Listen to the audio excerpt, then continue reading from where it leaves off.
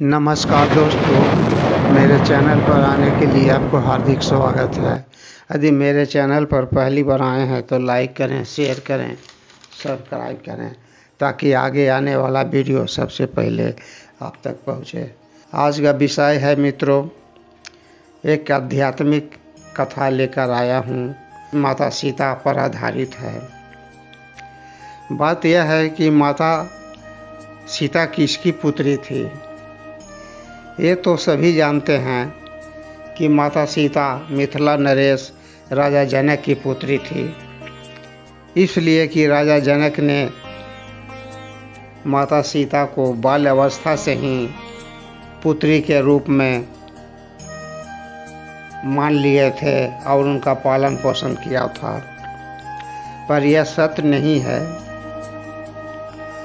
घटना इस प्रकार है। एक बार की बात है, मिथिला नरेश राजा जनक के राज्य में कई वर्षों से वर्षा नहीं हुई थी, जिसके कारण सभी किसान, राजा, प्रजा सभी त्रस्त हो गए थे, क्योंकि उनके राज्य में कोई भी फसल की पैदा नहीं हो रही थी, जिससे राजा जनक बहुत चिंता में पड़ गए और इसका निदान पाने के लिए ऋषि मुनियों के कुटियों में पहुँचे और ऋषि मुनियों से परामर्श लेने पहुंच गए।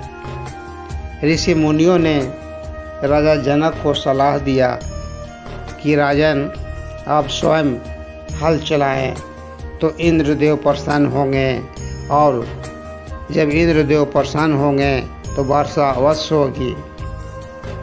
राजा जनक ने ऋषि मुनियों का सलाह मानकर स्वयं हल चलाने लगे। हल चलाने के क्रम में ही हल किसी धातु से टकरा गया और हल उसमें अटक गया, मतलब अटक गया। राजा जनक ने अपने मंत्रियों को खोदने का आदेश दिया। मिट्टी खोदने के बाद एक धातु का कलश निकला। उस कलश में एक सुंदर सी कन्या थी। राजा जनक निसंतान थे, इसलिए भगवान का आशीर्वाद मानकर उस कन्या को पुत्री बना लिए और पुत्री के रूप में पालन पोषण करने लगे। राजा जनक सीतामढ़ी के पुनौरा गांव में ही हल चला रहे थे कि कलश प्राप्त हुआ था। उस कलश से कन्या प्राप्त हुई थी, उसका नाम सीता रख दिया गया। सीता भी अपने खुद को धरती पुत्री समझती थी, क्योंकि वह धरती से निकली थी। सत्य तो यह है कि सीता राजा जनक की पुत्री नहीं थी। एक बार की बात है, रावण अमरता पाने के लिए ब्रह्मा जी का घोर तपस्या कर रहा था। उससे वरदान मांगा था कि यदि भूल चूक से अपनी पुत्री के साथ प्रणय संबंध बनाने का प्रयत्न करे तो वही मृत्यु का कारण बने। ब्रह्मा जी ने एवं अस्तु बोल दिए। इस बात से भी सिद्ध होता है कि माता सीता राजा जनक की पुत्री नहीं, माता सीता रावण की पुत्री ही थी। सीता भी धरती से निकलने के कारण खुद को धरती पुत्री मानती थी, पर पिता कौन है, बात यह सोचना है। रामायण में उल्लेख है कि गिरतअस्मद नामक ऋषि मुनि लक्ष्मी को पुत्री के रूप में पाने के लिए उनकी कामना से प्रतिदिन एक कलश में पूजा पाठ करने के बाद कुश के अग्रभाग से मंत्रोच्चारण के साथ दूध की बूंदें कलश में डालता था। एक दिन जब ऋषि कहीं बाहर गया था, तब रावण उसकी कुटिया में आया और यहाँ मौजूद ऋषि मुनियों को मारकर उसका रक्त कलश में भर लिया। यह कलश लाकर रावण ने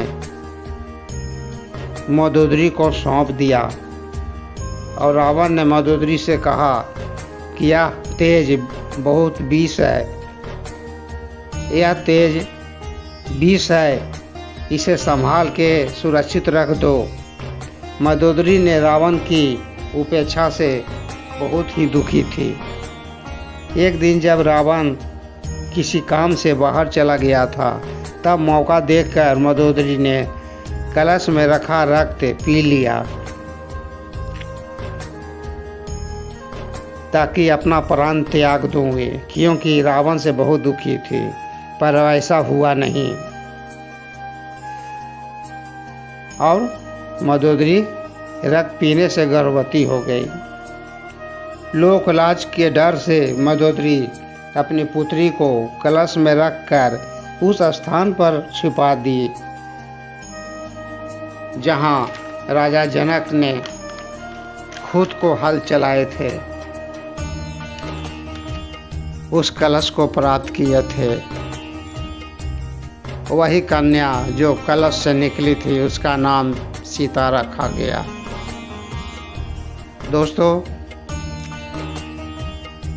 ये हमारे शास्त्रों में कई तरह के उल्लेख मिलते हैं, पर सत्य तो यही है कि राजा जनक की पुत्री नहीं थी, यह मंदोदरी के गर्भ से रक्त पिंड के रूप में निकला था। यदि मेरा कथा अच्छा लगे तो लाइक करें, शेयर करें, सब्सक्राइब करें।